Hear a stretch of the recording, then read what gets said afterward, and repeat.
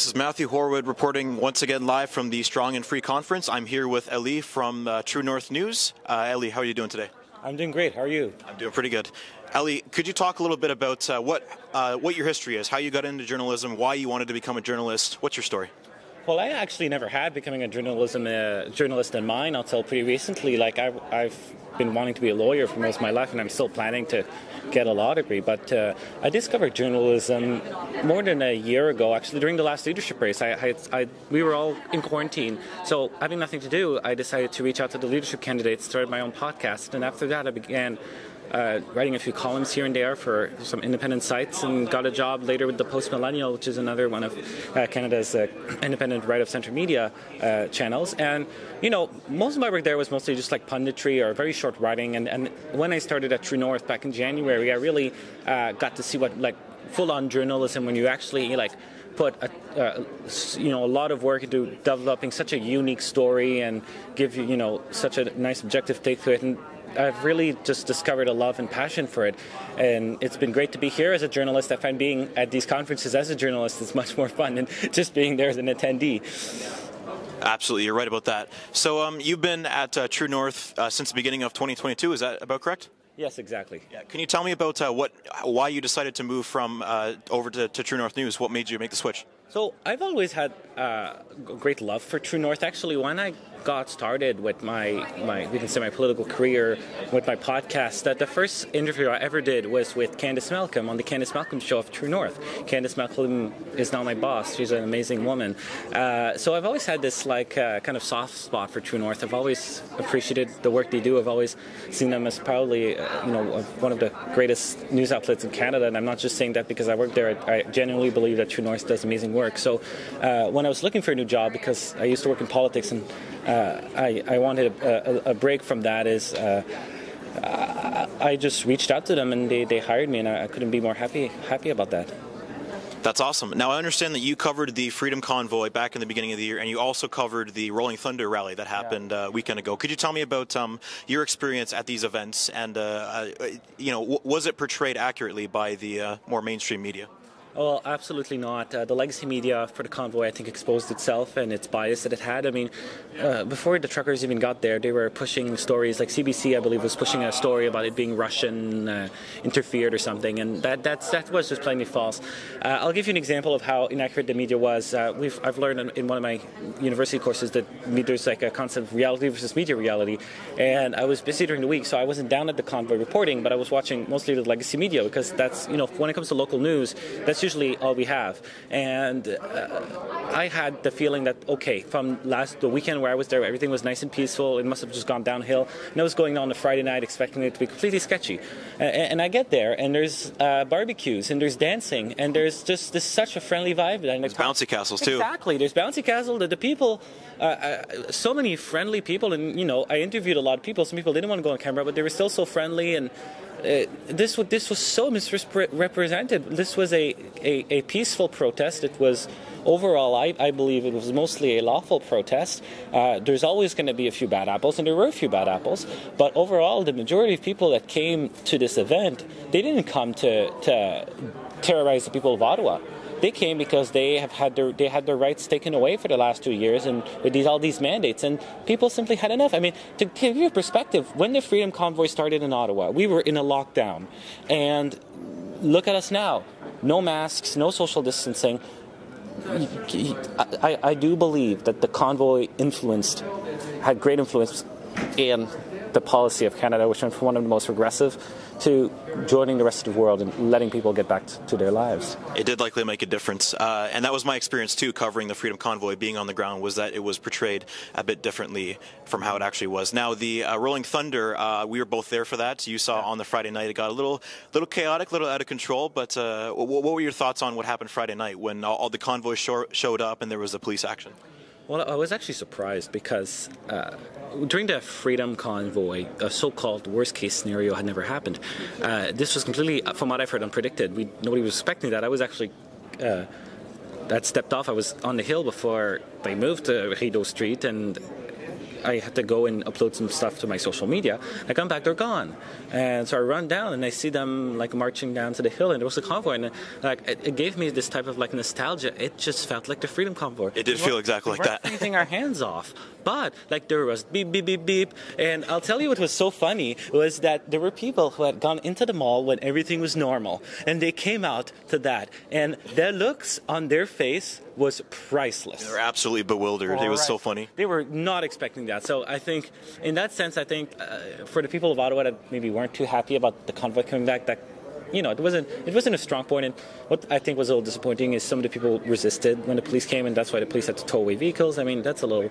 But apart from that Friday night drama, I thought overall, from my personal observation, that the event had pretty much. It went out pretty well, and they did what they had to do. They had their memorial service. The police, I thought, did a great job at facilitating the bike rally. For all the criticism the Ottawa police gets, I do think that overall, they did a pretty fair job. I think there were definitely a lot of police there. I took a video; it was insane. But overall, I think I was glad to see them facilitate this bike rally. I'd have to agree with you. It could have gone a lot worse. Now, you're reporting for True North News. Could you talk about what your beats are, what you tend to focus on when you're writing your stories? Absolutely. So one of my advantages for our company is that I am fully bilingual. I'm French Canadian. So when I started, this was right in the middle of some of Quebec putting in place some of the harshest restrictions in the Western world. They had a vaccine passport that was banning unvaccinated Quebecers from buying groceries at Walmart and Costco, which tend to be places where groceries are cheaper and they're relied on by less low-income people. So I did a lot of coverage about Quebec, and there was all these scandals around the curfew and it not having a lot of scientific evidence behind it. So I've been focusing on that. I've covered a bit of federal politics. I was on Parliament Hill for the budget to cover budget 2022. And recently I've also been doing a lot. Of course, I did the convoy, and I've been doing a lot more video stuff lately because I find that's another way to get our audience engaged with our content.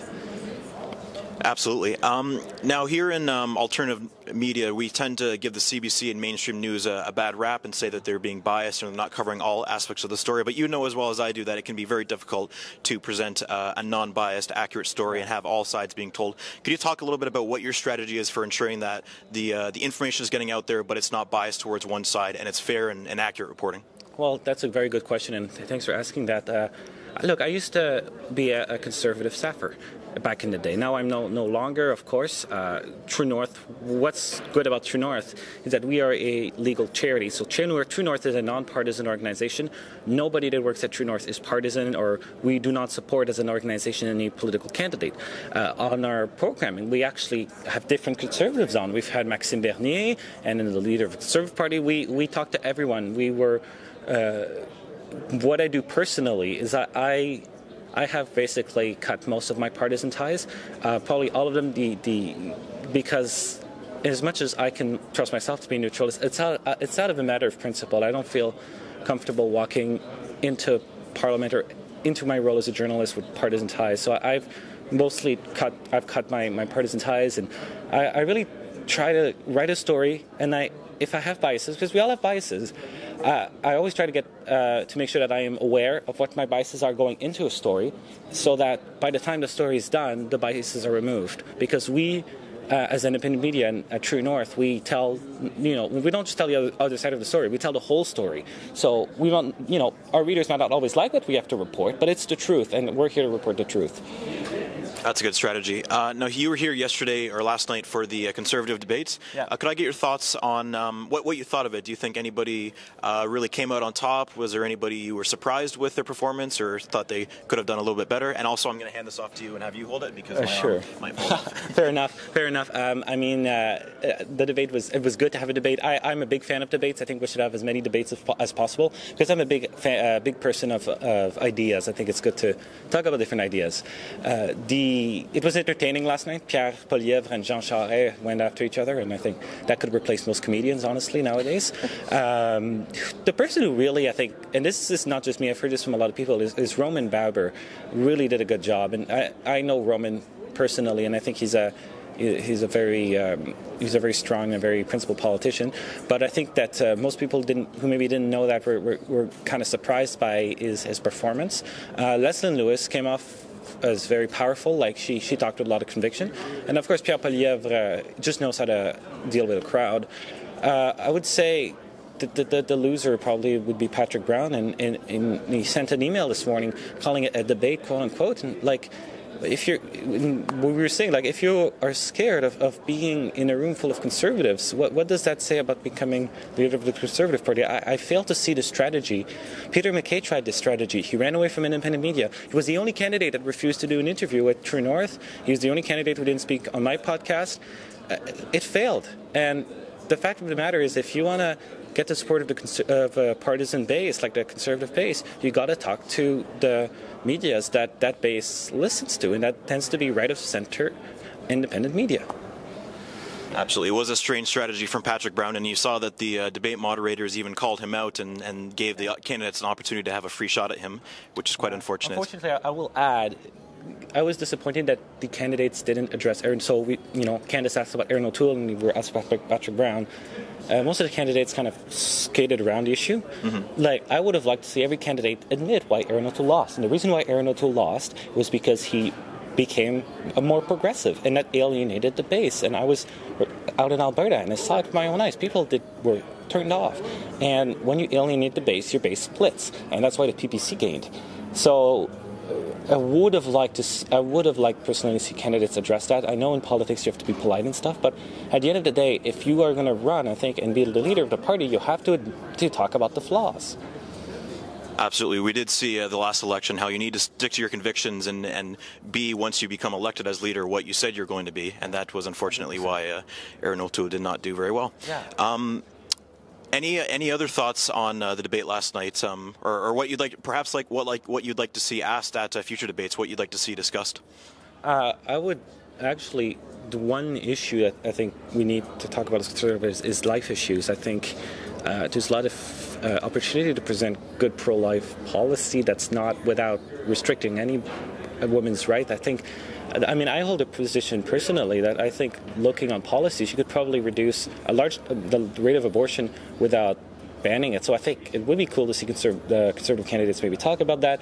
I would like to see more about accountability. The next leader of the Conservative Party, I think, if the party is going to avoid another O'Toole situation, I think they have to have a mechanism in place so that there's an automatic leadership review within 6 months of an election loss, if that were to happen. Because, like, Aaron O'Toole, the way he went down hurt the party. It hurt the party. It hurt unity. To have caucus kick out someone like that, and you had some people in the caucus supporting him, some not, that's bad for unity. So I think whoever becomes the next leader has to have some accountability mechanisms in place to ensure we don't end up in this, the party doesn't end up in that type of situation. Absolutely. I do think we will see some more discussion about abortion in the future now that it's a timely subject. We saw a little bit about that with Leslyn Lewis, and she called Pierre Poilievre out for not being clear on his abortion position, but unfortunately we moved on. We didn't get to see him clarify that. For sure. No, I agree. It would be nice for Pierre Poilievre, who, from my memory, I think he used to have an almost perfect pro-life voting record, and he kind of abandoned that, and I would like to see, so has his views actually evolved? I mean, people are allowed to have their views evolve. But if the issue is if he has abandoned these principles just to get elected, I think there's a credibility problem there. It's like, if you're willing to abandon that, what else are you willing to abandon? For sure. I think he's likely testing the waters at this point, and he doesn't want to attach himself to a position that will end up being unpopular in a general election. It's all in flux right now. You have to be careful. This issue is so... and it's unfortunate the way that the left is so capitalized on this issue that, like, you're not even allowed to have a nuanced conversation about it anymore. And I mean, to be quite honest, I don't know what's the future, but I don't want to see people be forced to censor themselves against defending something that, is a strong conviction of theirs.